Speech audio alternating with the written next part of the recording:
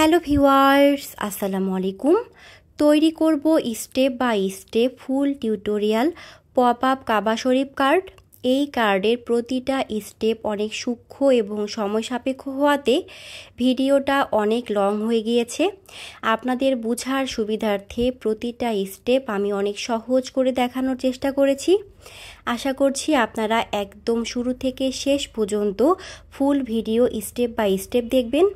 তো চলুন দেখে নেই এই পপ আপ কার্ডের মেকিং টিউটোরিয়ালের জন্য কি কি লাগছে।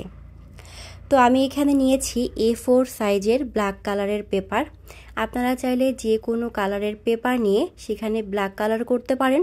এবারে দুই সাইড থেকে 1 সেন্টিমিটার মাপ নিয়ে স্কেলের সাহায্যে টেনে নিব। এই কার্ডের প্রতিটা মেজারমেন্ট অনেক ইম্পর্টেন্ট, তাই মেজারমেন্টগুলো একটু ভালো মতো দেখবেন। মেজারমেন্ট ঠিক না হলে কাবা শরীফটাও একদম ঠিকঠাক হবে না, তাই মেজারমেন্টটা অনেক ইম্পর্টেন্ট। এবারে দুই সাইড থেকে 6 সেন্টিমিটার দাগ টেনে নিব। তো দুই সাইড থেকে 6 সেন্টিমিটার দাগ নিয়ে স্কেলের সাহায্যে এভাবে টেনে নিতে হবে। এরপরে এই সাইডটাতে 4 বার 6 সেন্টিমিটার দাগিয়ে নিতে হবে। তো ফার্স্টে 6 সেন্টিমিটার দাগ দেওয়ার পরে যেখান থেকে শেষ হয়েছে আবার সেখান থেকে 6 সেন্টিমিটার করে দাগ নিতে হবে।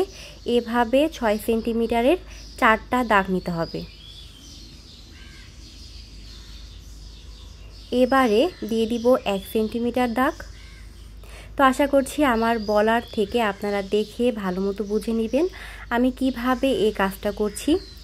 এরপরে যেখানে 6 সেন্টিমিটারের দাগ নিয়েছি সেখানে স্কেলের সাহায্যে টেনে নিব। অবশ্যই দাগ বরাবর স্কেলের সাহায্যে স্ট্রেট লাইন টেনে নিতে হবে, যেন লাইনগুলো বাঁকা না হয়।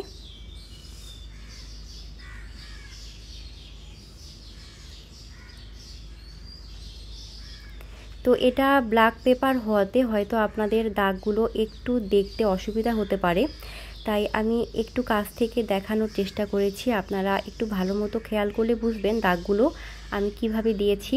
তো এভাবে 6 সেন্টিমিটারের 4টা দাগ টেনে নেওয়ার পরে 1 সেন্টিমিটারের দাগ টেনে নিচ্ছি। তো এই লাইন বরাবর দাগ নেওয়ার পরে এরপরে আবারও 6 সেন্টিমিটার বা 6 সেন্টিমিটার দাগ নিয়ে নিব।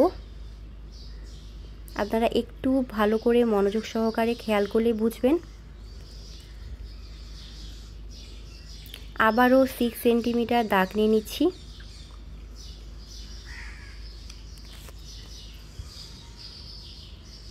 তো এবারে এই দুইটা 6 সেন্টিমিটার একসাথে লাইন টেনে মিলিয়ে নিতে হবে। তো এভাবে স্কেলের সাহায্যে দাগ বরাবর একদম সোজা লাইন টেনে নিলাম।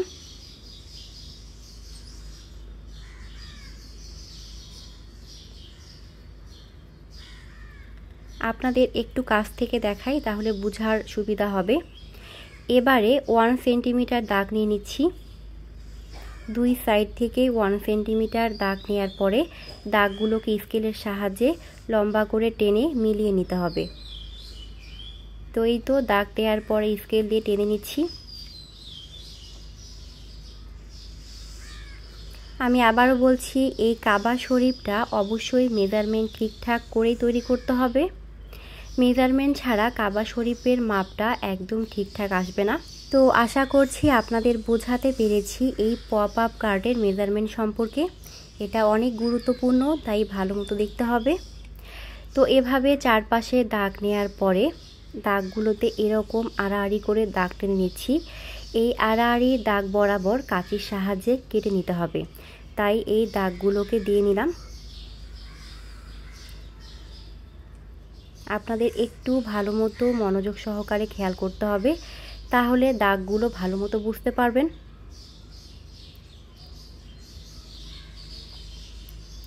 তো এই দাগগুলো দিয়ে নিচ্ছি যেন কাঁচি দিয়ে কাটতে সুবিধা হয়। এবারে এই দাগ বরাবর আমি কাঁচির সাহায্যে কেটে নিব।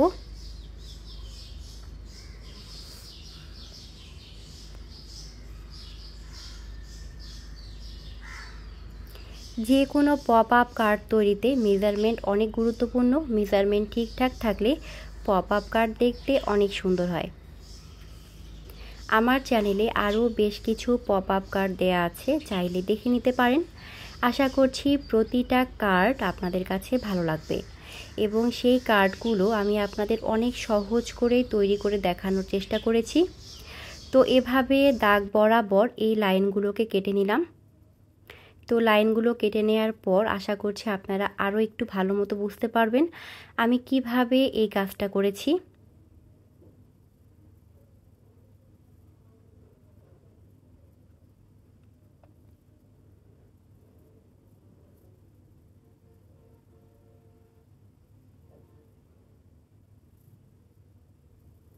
তো এভাবে দাগ বরাবর পুরো পেপার কেটে নেওয়ার পরে যে লাইনগুলো আছে সেই লাইনগুলো এরকম স্কেলের সাহায্যে একটু ভাঁজ করে নিব।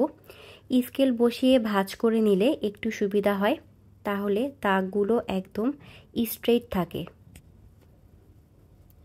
তো এভাবে আমি কাগজটাকে একটু ভাঁজ করে নিচ্ছি।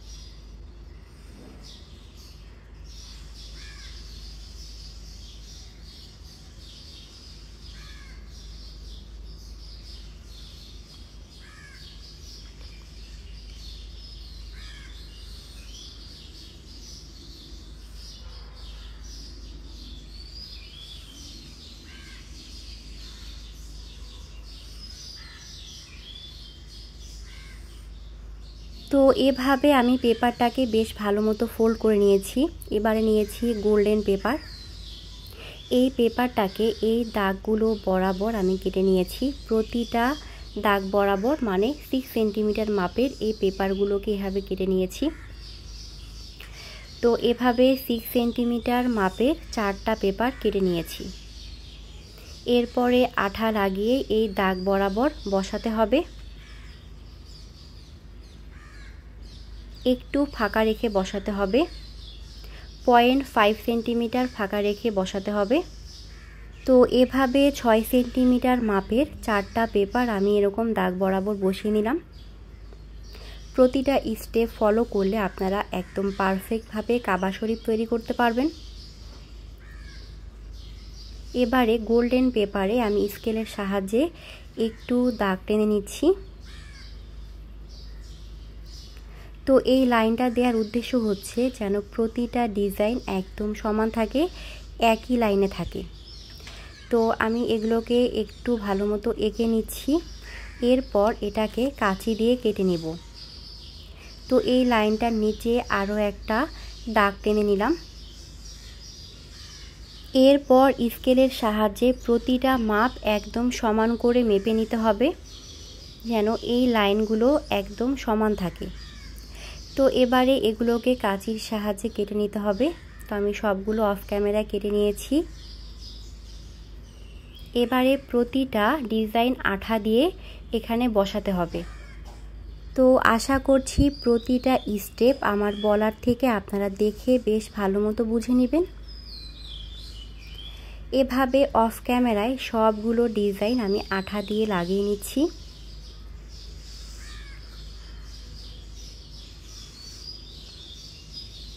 তো এই তো লাগানো হয়ে গিয়েছে, অনেকটা কাবা শরীফের একটা শেপ এসেছে। এবারে নিয়েছি গ্লিটার পেপার। এবারে গ্লিটার পেপারের এই ছোট অংশটায় গোল্ডেন পেপার আঠা দিয়ে লাগিয়ে নিব। তো এটা আসলে আমার বলার থেকে আপনারা দেখে ভালো মতো বুঝে নেবেন। এটা একটা গেটের শেপ দিতে হবে। কাবা শরীফের যে দরজা আছে সেই দরজাটার শেপ দিয়ে আমি এটাকে বানিয়ে নিলাম।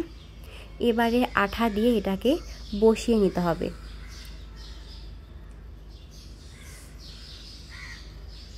তো দেখুন এটা তৈরি করা কত ইজি। এটা অনেক ইজি আবার অনেক কঠিন। যদি মেজারমেন্টগুলো একদম ঠিকঠাক থাকে তাহলে তৈরি করা কোনো ব্যাপারই না, খুবই সহজ। এটা তৈরি করতে একটু সময় এবং ধৈর্য লাগবে। এটা তৈরি করতে আমার 2 দিন সময় লেগেছে। তো পুরো শেপটা আমি তৈরি করে নিলাম। এবারে স্কেলের সাহায্যে মাছ বরাবর এরকম করে ভাঁজ করতে হবে। স্ক্রিনে থাকা মেজারমেন্ট অনুযায়ী আমি এখানে আর্ট পেপার থেকে এই অংশটা কেটে নিয়েছি। এবারে 2 সাইড থেকে 1 সেন্টিমিটার করে দাগ নিতে হবে। দাগ নেওয়ার পরে স্কেলের সাহায্যে একদম সোজা করে লাইন টেনে নিতে হবে।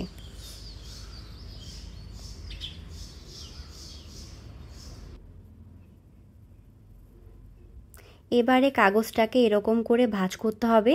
যেদিকে দাগ আছে সেই দিকে ভাঁজ করতে হবে। আবারও ভাঁজ করে নিলাম।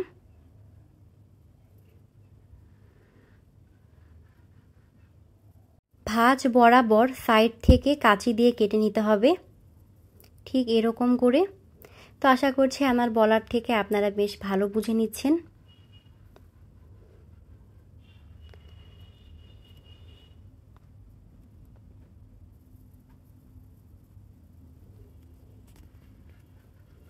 মূলত এই কাগজটা পপ আপ কার্ডটাকে ভাঁজ করতে সাহায্য করবে। তো পপ আপ কার্ডের যে ভাঁজটা আছে সেই ভাঁজটা দেওয়ার জন্য এটাকে তৈরি করে নেওয়া, যেন কার্ডটা খুব সহজে ফোল্ড হয়। তো ভিউয়ার্স, এবারে এই পপ আপ কার্ডের কাবা শরীফ তৈরি করতে করতে আমরা কাবা শরীফের ইতিহাস জেনে নিই। আমরা অনেকে আছি যারা কাবা শরীফের ইতিহাস সম্পর্কে খুব একটা জানি না, আবার অনেকে আছি জানি। তো কার্ড তৈরি হতে হতে সাথে কাবা শরীফের ইতিহাসটাও জেনে নেওয়া খুব জরুরি। তো চলুন জেনে নেই এই কাবা শরীফের ইতিহাস। পবিত্র কাবা ঘর সৌদি আরবের মক্কার মসজিদুল হারামে অবস্থিত।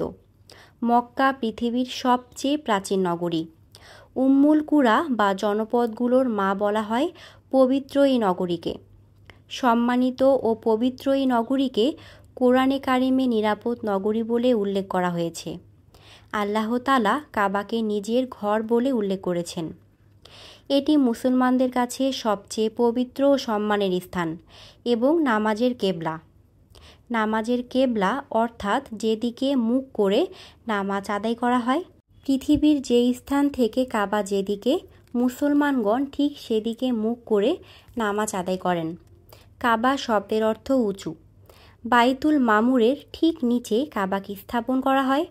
পৃথিবীর সূচনা হয় কাবা ঘর নির্মাণের মাধ্যমে। কাবা হলো একটি ঘনকাকৃতির কাঠামো যা পাথর দিয়ে তৈরি। এটি প্রায় 13.1 মিটার লম্বা বা 43 ফুট ইঞ্চি। কাবা কালো সিল্কের উপরে স্বর্ণ খচিত ক্যালিগ্রাফি করা কাপড়ের গিলাফে আবৃত থাকে। কাপড়টি কিসওয়া নামে পরিচিত, যা প্রতি বছর পরিবর্তন করা হয়। এ কাপড়ের মধ্যে সুতা দিয়ে কালেমা শাহাদাত লেখা হয়। এর 2/3 স্থানে কোরআনের বাণী স্বর্ণ দিয়ে এমব্রয়ডারি করা হয়। হজ এবং উমরা পালনের সময় মুসলমানগণ কাবাকে ঘিরে তাওয়াফ বা প্রদক্ষিণ করে। বিশেষ করে রমজান মাসের শেষ দশকে ও হজের সময় মানুষের সমাগম সবচেয়ে বেশি পরিলক্ষিত হয়। তাওয়াফ হলো ঘড়ির কাঁটার বিপরীতমুখী হয়ে কাবা ঘরের চারপাশে 7 বার প্রদক্ষিণ করা। কাবার চারদিকে একত্রে ঘুরন্ত মুসলমানেরা এক আল্লাহর নামে একাত্মতা প্রকাশ করার জ্বলন্ত উদাহরণ।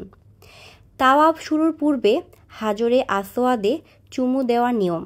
হাজরে আসওয়াদ অত্যন্ত গুরুত্বপূর্ণ পাথর এবং তাওয়াফের অংশ। হজ এবং উমরায় তাওয়াফের সময় সরাসরি বা ইশারায় এ পাথর চুম্বন করতে হয়। বর্তমানে পাথরটি কাবা ঘরের পূর্ব কোণে স্থাপিত রয়েছে। এই হাজরে আসওয়াদ বা কালো পাথর কোথা থেকে এসেছে এ নিয়ে 2টি মত রয়েছে। প্রথমত, অনেকের মতে আদম আলাইহিসসালাম জান্নাত থেকে এ পাথর নিয়ে এসেছেন, এটি জান্নাতি পাথর। আবার অনেকের মতে কেউ বলেন জিবরাইল আলাইহিসসালাম ইব্রাহিম আলাইহিসসালামকে এ পাথর দিয়েছিলেন। তো এই হাজরে আসওয়াদ বা কালো পাথর নিয়ে এই 2টি মত রয়েছে। ইতিহাসে সর্বপ্রথম নির্মাণ থেকে সর্বশেষ সময় পর্যন্ত অনেকবার কাবা ঘরের সংস্কার ও সম্প্রসারণ হয়েছে। পবিত্র কাবা ঘর সর্বপ্রথম আল্লাহর নির্দেশে ফেরেশতারা নির্মাণ করেন। দ্বিতীয় নির্মাতা আদম আলাইহিসসালাম। নূহ আলাইহিসসালামের সময় প্লাবনে আদম আলাইহিসসালামের নির্মিত কাবাঘর বিলীন হয়ে যায়। হজরত ইব্রাহিম আলাইহিসসালামের আমলে সেটার কোনো নিদর্শন অবশিষ্ট ছিল না।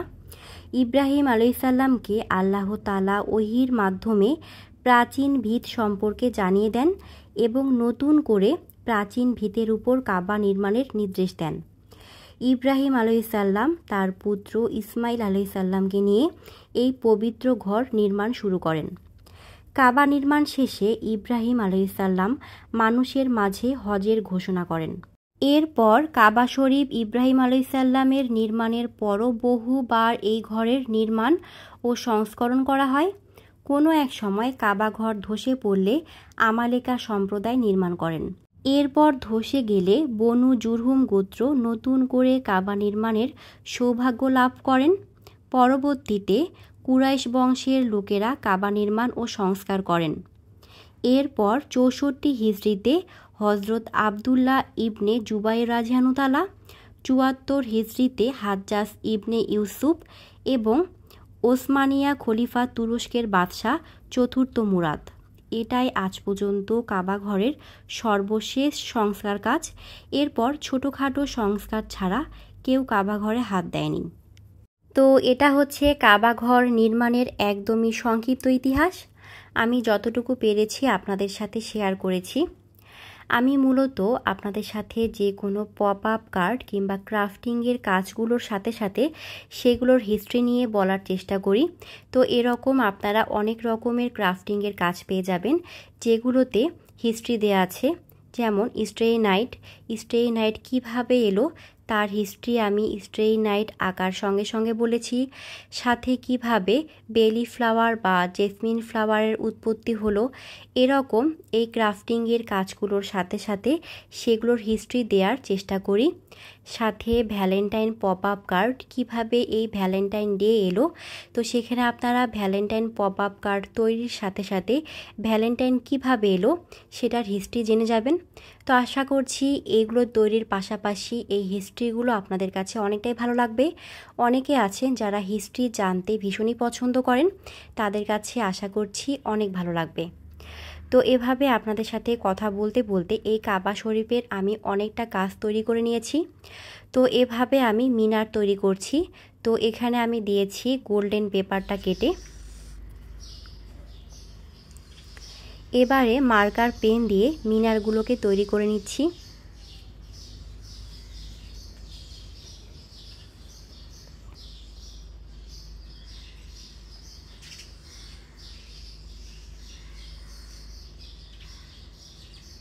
মিনার তৈরি করার পরে এটাকে এরকম করে ভাঁজ করতে হবে।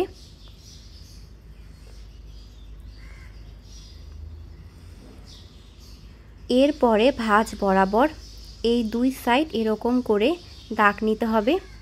এবারে এটাকে কাঁচির সাহায্যে কেটে নিব। তো এই দাগটা দেয়াতে পপ আপ কার্ডটা ফোল্ড করতে সুবিধা হবে। মূলত পপ আপ কার্ড যেন ইজিলি ফোল্ড করা যায় তার জন্য এরকম করা।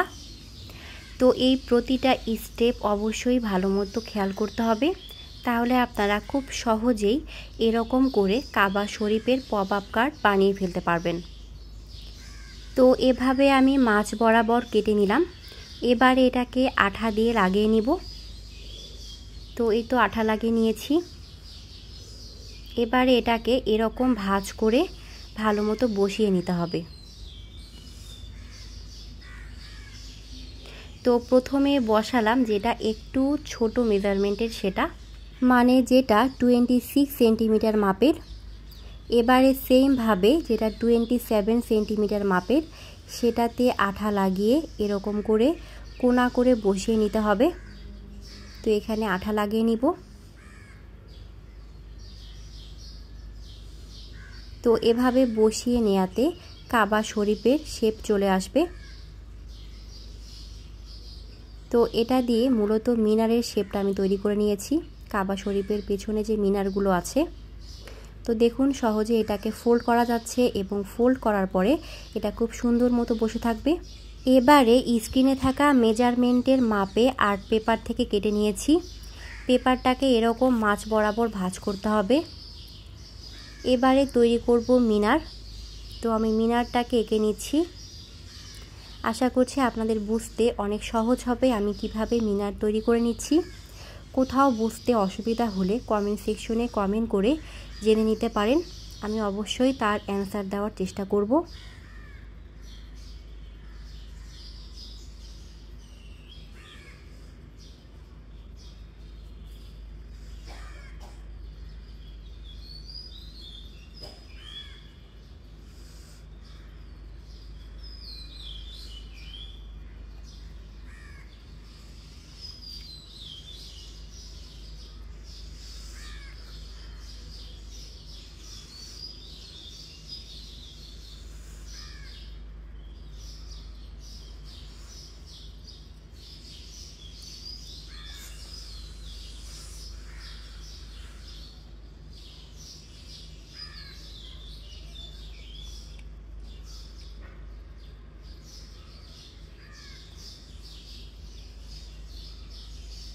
এরপর মিনারটাকে পেন্সিলের উপরের দাগে মার্কার পেন দিয়ে ভালো মতো বোল্ড করে নিতে হবে। এবারে এটাকে এন্টি কাটারের সাহায্যে বেশ ভালো মতো কেটে নিতে হবে। একটু মনোযোগ দিয়ে কাটতে হবে যেহেতু এটা অনেক সূক্ষ্ম কাজ। পপ আপ কার্ড কাবা শরীফের প্রতিটা কাজ অনেক সূক্ষ্ম, তাই মনোযোগ দিয়ে একদম ধৈর্য সহকারে করতে হবে। মিনারের উপরে যে চাঁদের অংশটা আছে এটা অনেক সূক্ষ্ম এবং চিকন, তাই এটাকে একটু ভালো মতো কেটে নিতে হবে, না হলে একটু কোনো রকম এদিক সেদিক হলেই পুরো কাগজটাই ছিঁড়ে যাবে। তো এটাকে আমি বেশ ভালো মতো সুন্দর করে এন্টি কাটার দিয়ে কেটে নিয়েছি।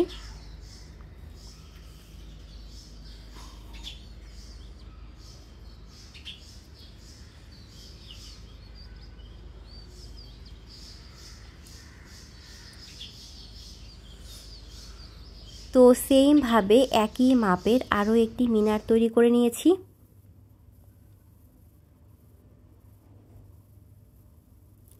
এবারে মিনারটাকে এরকম করে ভাঁজ করতে হবে মাঝ বরাবর।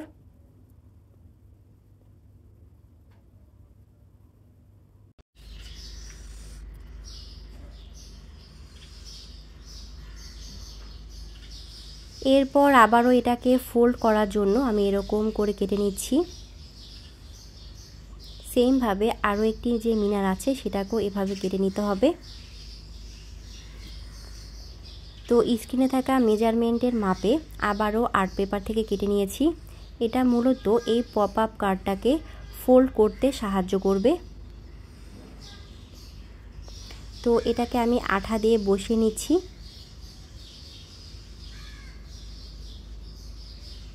শুধু ভাঁজ করা অংশে আঠা লাগাতে হবে। তো এটার উপরে মিনারগুলোকে বসিয়ে দিব।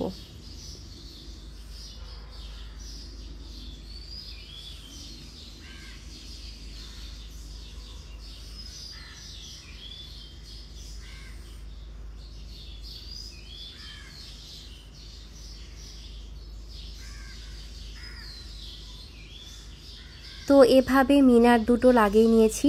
এবারে কাবা শরীফের ছাদের যে অংশ আছে সেটা মূলত সাদা হয়, তো এটা আমি আর্ট পেপার থেকে কেটে নিয়েছি। এবারে আঠা দিয়ে বসিয়ে দিব।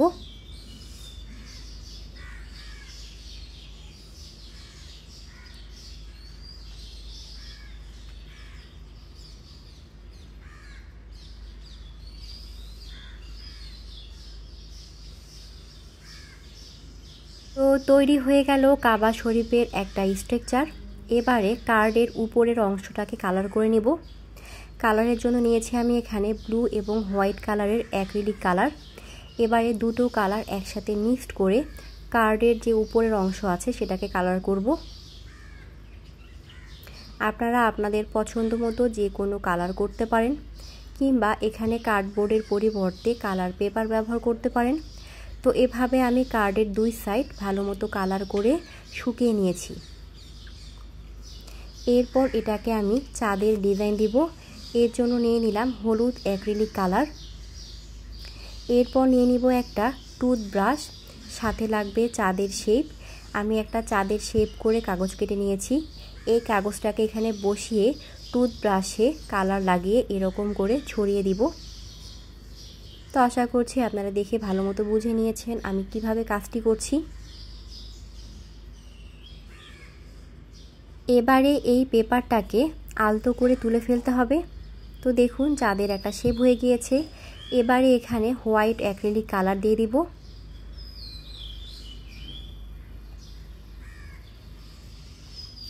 তো এরপর আমার পছন্দ মতো আমি এখানে স্টার এবং ল্যাম্পের শেপ করে নিচ্ছি।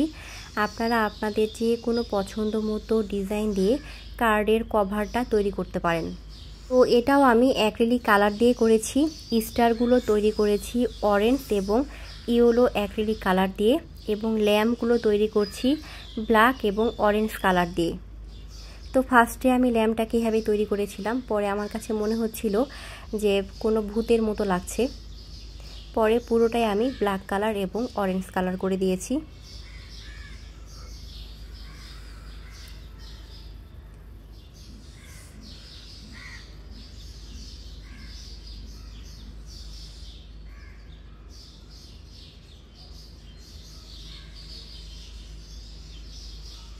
তো এই হচ্ছে কার্ডের কভার। তো আমাদের পপ আপ কার্ড একদমই রেডি। এটা একদম খুব সুন্দর মতো সহজ করে আপনাদের প্রতিটা স্টেপ দেখানোর চেষ্টা করেছি। তো ভিউয়ার্স, এই টিউটোরিয়াল ভিডিও আপনাদের কাছে কেমন লেগেছে অবশ্যই তা কমেন্টে জানাবেন, এবং অবশ্যই বাসায় তৈরি করার চেষ্টা করবেন। আমার চ্যানেলে আরও বেশ কিছু ক্রাফটিংয়ের কাজ দেয়া আছে, চাইলে দেখে নিতে পারেন। আশা করছি প্রতিটা ক্রাফটিং আইডিয়া আপনাদের সকলের কাছে ভীষণই ভালো লাগবে। মূলত আমার চ্যানেল কুকিং এবং ক্রাফটিং রিলেটেড, যদিও কুকিং ভিডিওগুলো একটু বেশি আপলোড করা হয়, এবং ফ্রি টাইমে আপনাদের সাথে ক্রাফটিংয়ের কাজগুলো শেয়ার করে থাকি। তো ভিউয়ার্স, আজকে এ পর্যন্তই। ইনশাল্লাহ দেখা হবে আবারও নেক্সট কোনো নতুন ভিডিওতে। সে পর্যন্ত সকলে ভালো থাকবেন, সুস্থ থাকবেন, আমার পরিবারের জন্য দোয়া রাখবেন। Thank you. Let's see the next video. আসসালামু আলাইকুম।